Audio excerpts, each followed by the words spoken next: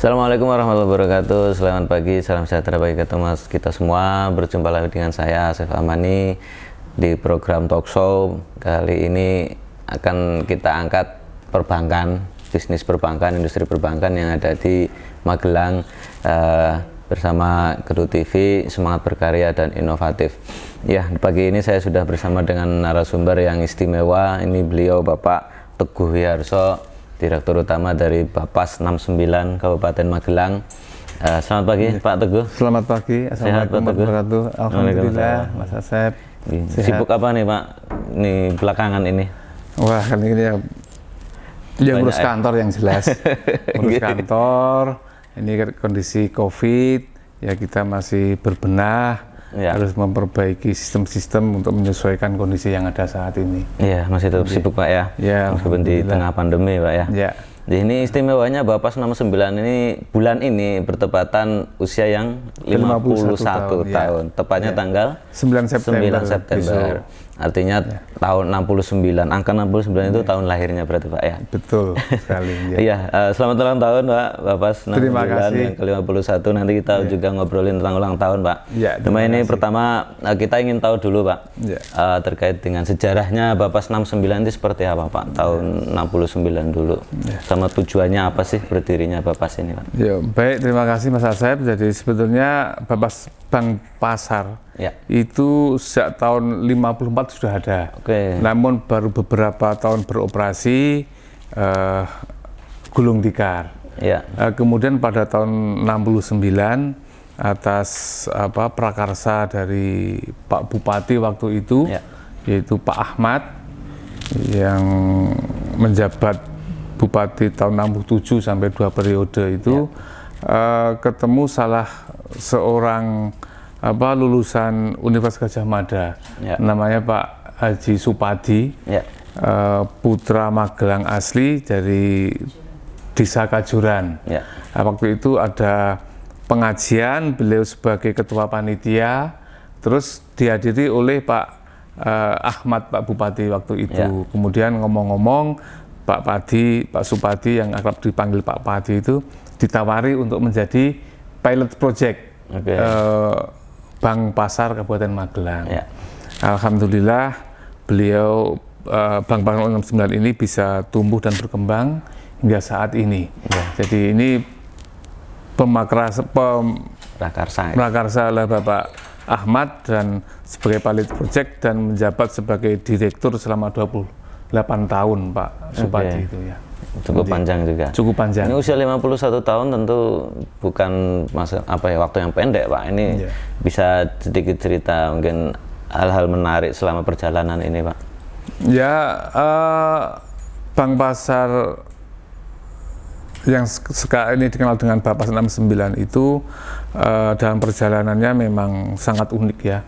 Jadi tujuan dari berdirinya Bank Pasar waktu itu adalah untuk memberantas para rentenir-rentenir yang ada di daerah. Karena memang pada waktu itu perkembangan rentenir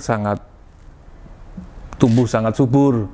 Karena ya memang kondisi masyarakatnya, budayanya, dan mungkin jaminan-jaminan yang ada yang menjadi persyaratan dapat meminjam kredit di bank itu belum terpenuhi, sehingga mereka lebih senang pinjam ke rentenir karena mereka datang langsung terima uang. Nah, kami lahir dan ada di masyarakat waktu itu dengan memberikan pelayanan yang cukup simpel dan cukup mudah.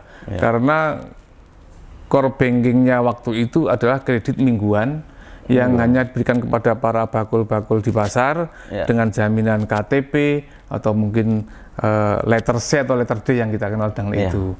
Dan dengan membawa itu, beliau punya usaha, langsung kita berikan tambahan modal atau pinjaman tambahan modal. Hingga kami dengan kehadiran itu ya paling tidak bisa mewarnai perekonomian di daerah, di pelosok-pelosok. Karena kami waktu itu malah punya kantor cabang, kantor pelayanan itu 40 40. Ya, 40 kantor, walaupun bukanya itu tidak setiap hari, karena berdasarkan hari pasaran. Jadi hari pasaran di pasar ini kan dulu kan banyak pasar-pasar yang berdiri, dan sekarang sudah pasar-pasar itu sekarang sudah dibuka setiap hari.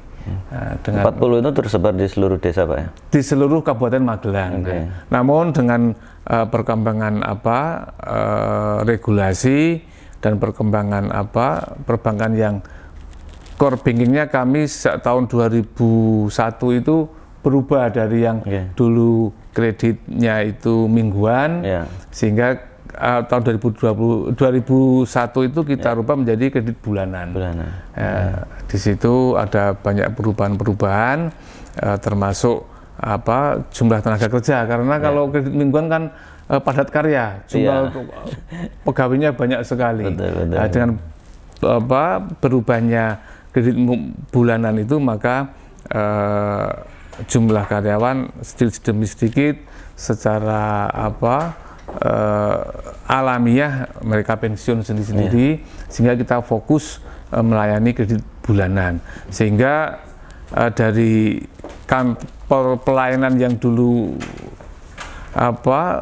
pasar-pasar yang bukanya hanya pasaran itu kita tutup sebagian. Jadi kita fokus untuk kredit bulanan itu. Selama 51 tahun atau mungkin bisa cerita 10 tahun terakhir, Pak, capaian-capaian yang diraih Bapak 69 ini apa aja, Pak? Dan yang paling istimewa apa, Pak? Ya, sebenarnya capaian-capaian 10 tahun terakhir ini memang kita cukup cukup fantastis ya. Pertumbuhannya cukup besar. Ya, hal ini tidak lepas dari peran serta pemilik Bapak Bupati Magelang yang memberikan kemudahan-kemudahan dan bantuan-bantuan untuk pelayanan kepada masyarakat. Khususnya sejak tahun 2007 itu kami dipercaya oleh pemerintah Kabupaten Magelang untuk menyalurkan tunjangan penghasilan bagi para perangkat desa. Dan tahun 2016 itu kita dipercaya oleh Bapak Zainal Arifin, Bupati Magelang, untuk menyalurkan dana desa. Sehingga dengan kemudahan-kemudahan dan peran serta beliau ini, kami dapat tumbuh dan berkembang melebihi ekspektasi dari para pengurus Bank Papas 69 ini. Artinya banyak sekali capaian-capaiannya. Banyak sekali capaian-capaian yang kami raih, bahkan kami mendapatkan penghargaan baik dari majalah Top Business, dari majalah Infobank. Kan tahun kemarin majalah Infobank menempatkan kami sebagai bank BPR terbaik. Jadi dari 1.500 sekian BPR yang ada, kami BPR nomor 1. Karena dari aset di atas 1 triliun, walaupun kami banyak BPR yang lain banyak yang di atas 1 triliun, tapi kami tetap dinobatkan menjadi BPR nomor 1 di Indonesia. Dan terbaru top BUMD, Pak ya? Tahun 2020 ya? Top BUMD kemarin tanggal 27 Agustus yang lalu, kami baru saja menerima penghargaan dari top BUMD. Dapat 4 kategori. Sebagai top pembina BUMD, Bapak Bupati Magelang, Bapak Zainal Arifin SIP. Kemudian saya dinobatkan sebagai top CEO BUMD 2020. Kemudian top of the top BUMD 2020 dan top BUMD 2020 sebagai BPR dengan predikat bintang 5. Ya, ini banyak sekali ini penghargaan yang luar biasa. Ini tentu hadiah yang sangat istimewa, Pak ya, di usia yang 51 tahun. Ya, ini hadiah yang sangat istimewa. Terlebih ini juga periode akhir masa jabatan saya. Oh gitu. Iya. Apa? Setelah ini pensiun atau lanjut? Ini belum tahu nanti. Belum ya. tahu ya. Iya. Berarti Bapak sudah berapa tahun, Pak? Saya berkarir di Bapas ini baru 34 tahun. Baru 34 ya, Pak ya. 34 tahun. Usia saja. Sejak tahun 1986. Oke. Ya, jadi saya meniti karir dari bawah. Ya. Saya sebagai seorang klerek, seorang juru ketik di bagian dana, Ya. kemudian menjadi analis kredit, menjadi kabak kredit, kabak dana, kepala biro, dan tahun 2016 saya dipercaya untuk mendampingi direktur utama waktu itu Bapak Frans Suharmaji. Ya, hingga saat ini. Dan ini tinggal menunggu waktu masa pensiun, Pak ya. Tapi belum tahu nanti dipilih lagi atau sudah. Nah, kalau itu saja mengalir saja. Mengalir saja. Ya, sudah ada yang mengatur. Iya, betul. Jadi, Pak, dengan rayaan-rayaan yang istimewa ini tentu juga ada perjuangan yang keras, ada usaha, ada upaya yang juga luar biasa. Ini bisa cerita Pak perjuangannya membesarkan Bapas 69 ini, Pak. Wah, kalau itu kan kami sebagai pimpinan utama kan baru 2 tahun yang lalu. Ya. Jadi sebetulnya ini kan prestasi yang diraih itu memang sejak awal itu Founding Fathers ini memang betul-betul memberikan teladan yang luar biasa. Ya. Jadi Pak Supadi sebagai project officer waktu itu betul-betul meletakkan pondasi itu sangat kuat, sehingga itu tercermin dari perilaku kita hingga saat ini. Waktu itu beliau juga membangun gedung semegah ini, itu tahun 87, dan itu beliau cita-citanya apa? Walaupun saya BPR, tapi saya harus punya gedung yang terbaik di Magelang. Dan betul waktu itu ini memang gedung terbaik. Salah satu gedung bank yang ada di Magelang ini paling besar waktu itu. Dan jiwa-jiwa seperti itu kita memberikan yang terbaik kepada masyarakat, kepada pelanggan, ini melekat hingga saat ini. Jadi ini adalah kami hanya meneruskan cita-cita beliau saja. Ini kelihatan sekali masih sangat megah, Pak. Bahkan nambah megah. Di seluruh desa atau di seluruh Magelang ini punya berapa kantor, Pak? Kami punya 4 kantor cabang. 4 kantor cabang. 2 diantaranya di Kota Magelang, dan 21 kantor kas yang tersebar di seluruh wilayah Kabupaten Magelang. Semua terjamah, Pak ya? Iya. Masih ada tambahan lagi nanti, Pak? Rencana atau pengembangan ke depan? Nanti kami insya Allah kalau memang pengembangan BPR ini kemarin terkendala dengan jumlah kepengurusan. Insya Allah di tahun ini nanti kepengurusan sudah tercukupi, sudah lengkap, maka kami baru bisa untuk merencanakan pengembangan ke wilayah di luar Kabupaten Magelang. Jadi untuk buka kantor cabang, pesertanya harus minimal kepengurusan sudah lengkap dulu. Berarti akan ekspansi di luar Magelang, Pak ya? Kabupaten Magelang. Tapi masih dalam wilayah Jawa Tengah, Pak ya? Masih di Jawa Tengah. Karena untuk keluar provinsi kelihatannya lebih ribet, Pak ya? Untuk keluar provinsi memang secara regulasi ini diperbolehkan, tapi hanya kepada BPR di luar wilayah provinsi, tapi kabupaten yang berbatasan dengan wilayah BPR kami. Kalau misalnya di Jogja ya di Sleman, Kulon Progo bisa, tapi kalau untuk ke Gunung Kidul nggak bisa. Ke Jawa Timur mungkin Pacitan bisa, Nganjuk, Ngawi bisa. Ke Jawa Barat Cirebon, Tasikmalaya itu Tasik yang bisa berbatasan langsung dengan Provinsi Jawa Tengah. Jadi barangkali dari kinerja keuangan, Pak, dalam 5 tahun terakhir ini seperti apa sih, Pak? Baik dari kredit, tabungan. Alhamdulillah kinerja kami 5 tahun ini selalu tumbuh dan berkembang. Hingga saat ini sampai bulan Juli 2020 ini aset kami 1.350.000.000 Untuk aset ini memang kami ada penurunan sedikit. 1.135 maksud saya. Jadi 1.135. Kemudian pada akhir tahun kemarin itu ada 1.151. Ada penurunan sedikit. Ini karena ada perpindahan dana desa yang penyaluran waktu itu ke kami, sekarang secara regulasi harus melalui bank umum. Kemudian kredit kita alhamdulillah walaupun masa pandemi ini karena strategi yang kami ambil, kami genjot di awal tahun, kami sudah ada pertumbuhan sekitar 50 miliar. Total saat ini ada 895 miliar untuk outstanding kreditnya. Dan tabungannya kita ada 957 miliar. Dana pihak ketiga maksud saya. Tabungan 500 sekian dan deposito 400 sekian.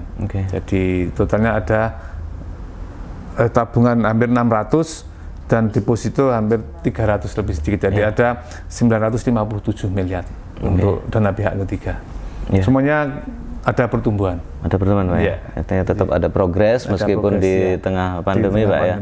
Jadi nanti kita juga berbincang tentang pandemi ini, Pak. Namun sebelumnya kita break dulu, Pak. Ada pariwara yang akan lewat, jadi kita break sebentar, nanti jangan kemana-mana, kita akan kembali lagi.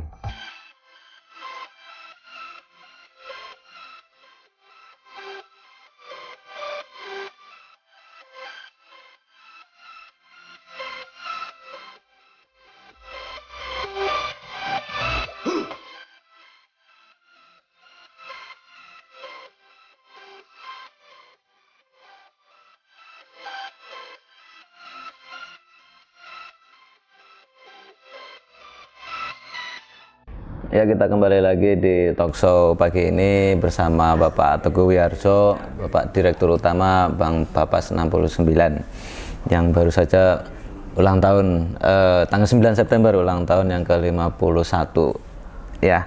Pak Teguh, kita lanjutkan lagi perbincangannya, Pak. Ini sempat disinggung tadi di masa pandemi COVID-19 ini, Pak. Ada pengaruh nggak di industri perbankan khususnya di Bapas 69, Pak? Ya, kalau pengaruh sangat berpengaruh.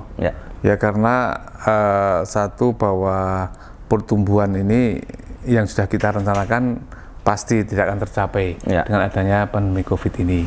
Kemudian keuntungan pun juga harus terkoreksi dengan adanya pandemi COVID-19 ini. Ya apapun kondisinya, memang ini bukan hanya dunia perbankan, seluruh sektor perekonomian ini terdampak. Bahkan mungkin seniman, ulama pun kan juga terdampak. Bahkan ya seluruh khususnya juga bukan di sektor pariwisata dan turunannya itu juga lebih terdampak lagi. Ya kami pun kami juga terdampak karena ya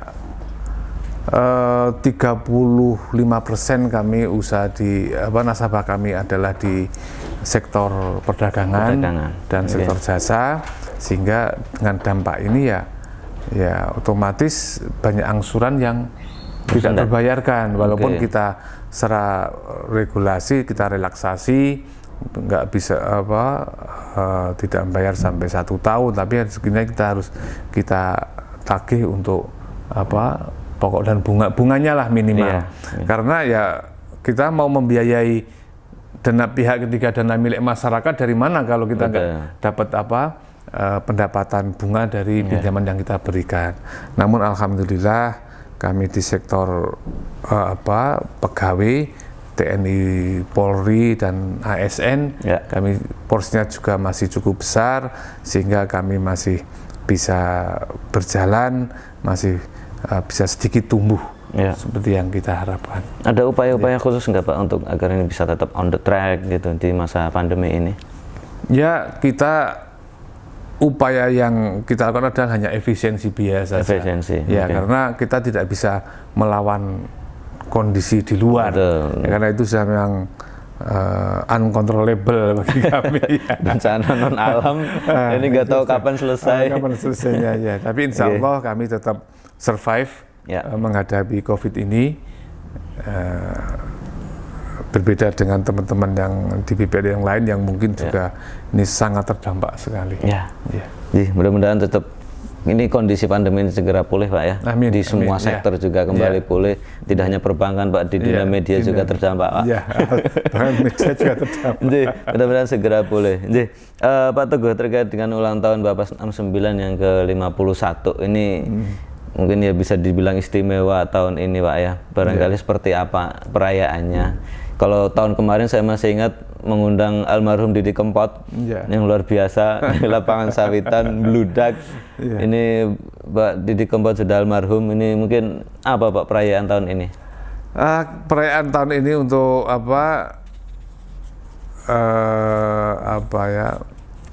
ulang tahun ke-51 ini kita laksanakan secara sederhana saja. Ya, di antaranya kita setiap tahun selalu mengadakan bakti sosial kepada 50 panti asuhan yang ada di Kabupaten Magelang. Kita bagi beras 5,8 ton yang kita bagi ke panti asuhan. Kemudian kita hanya mengadakan tasakuran nanti di malam tanggal 9. Kemudian kita mengadakan ziarah kepada makam para pahlawan Bapak 69. Di antaranya ke makam Bapak Supadi dan Bapak Sudiono. Kemudian kita adakan upacara. Di samping itu di antaranya ada pemberian penghargaan kepada karyawan sudah bekerja selama 25 tahun.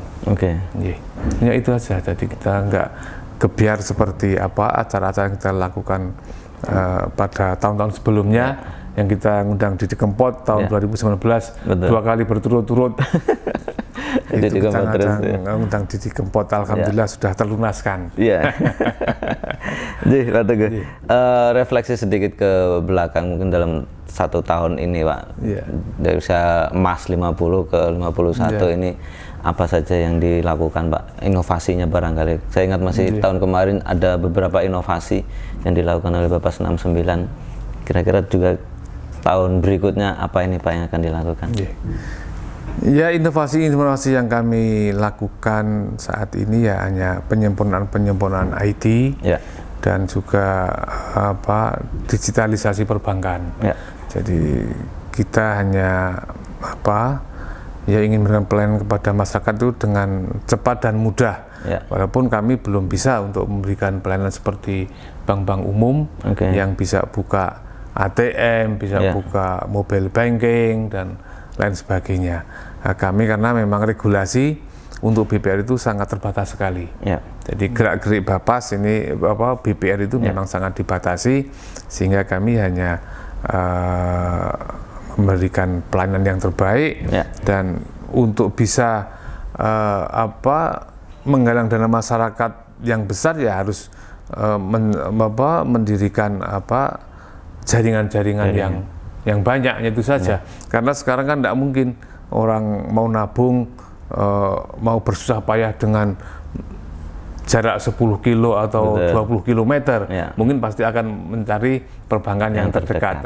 Hanya dengan network, dengan jaringan yang banyak, itu hanya bisa kami lakukan karena kami hanya BPR, bukan bank umum.